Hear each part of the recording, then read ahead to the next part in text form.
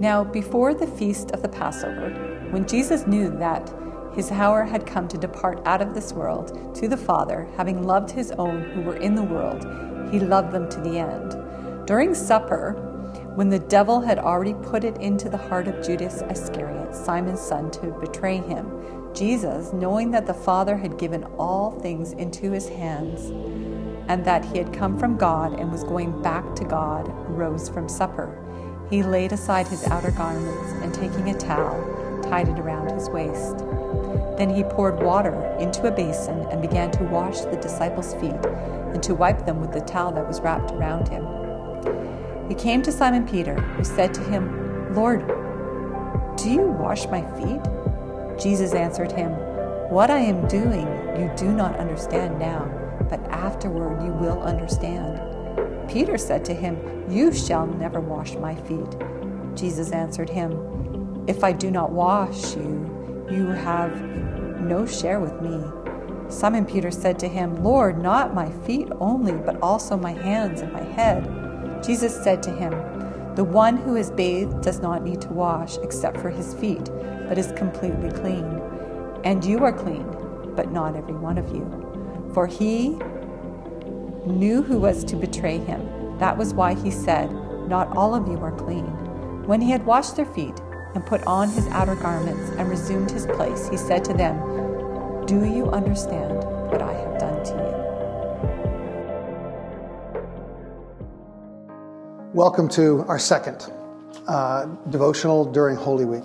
And this week we are finally moving up into the upper room with the disciples. And it's a very interesting moment, a very tender moment taking place. But let me again set some of the stage for you. As you know from yesterday, the Pharisees are anything but impressed with the person of Jesus. They have set in place orders to have him arrested if they can find him. Rome itself is very discontent with any kind of disruptions, especially when there's that kind of a mob gathered in Jerusalem. 2.7 million people could easily overpower the Roman guard. And so Rome is on edge. And they are very quick, historically, very quick to put down any kind of gathering. And by put down, I'm talking clubs and swords put down. And so what we see happening in the background is that the Pharisees have now made their move publicly to get Jesus arrested, but privately knowing full well they want him dead. Rome has already agreed that they don't want any kind of disruptions. And if Jesus moves in any kind of way, they're going to want to put him to death in a real big hurry.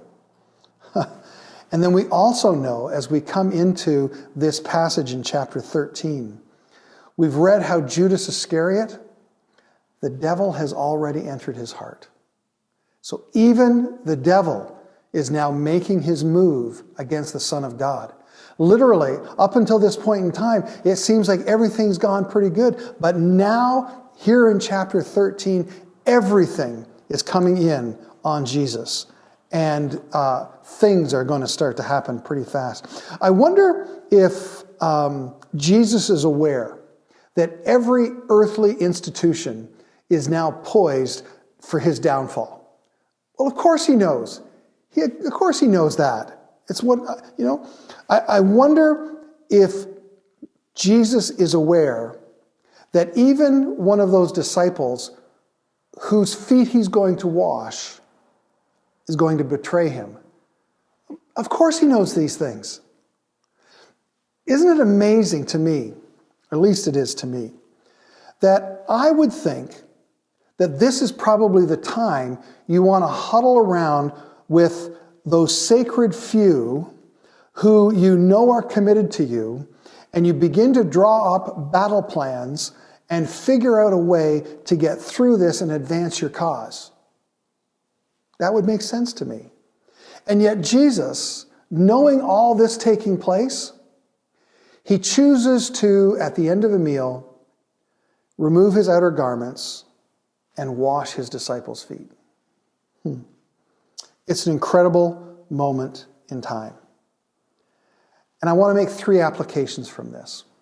The first one is, you don't always need others understand what you're doing in order to bless them. The disciples didn't get it at that point in time. They didn't fully understand it. But even when Jesus speaks the words, if I, your Lord and Master, can do this, well, so can you.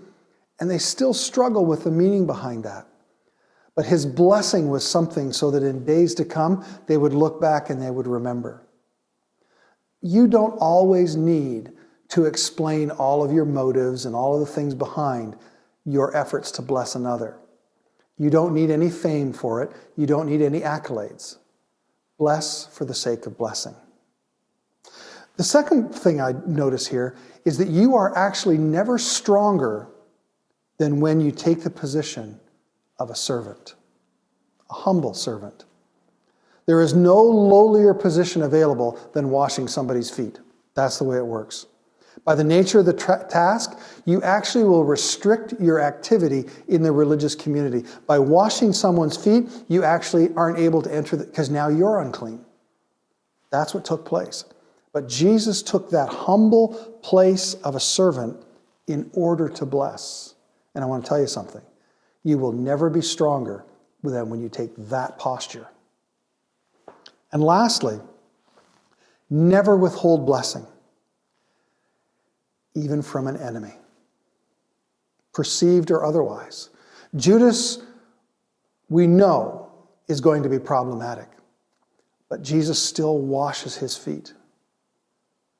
It fits right in with Jesus' own words that if someone strikes you on your cheek, turn the other one too and let them take a shot at that side. The point is that we bless all people, not just the ones that we like, not just the ones that we get along with the best, but our posture toward others, toward everybody, is always to be the blessing. And I hope that during this week, not only have you received the blessing of what Jesus does, but I hope that in turn you can be that blessing. See you tomorrow.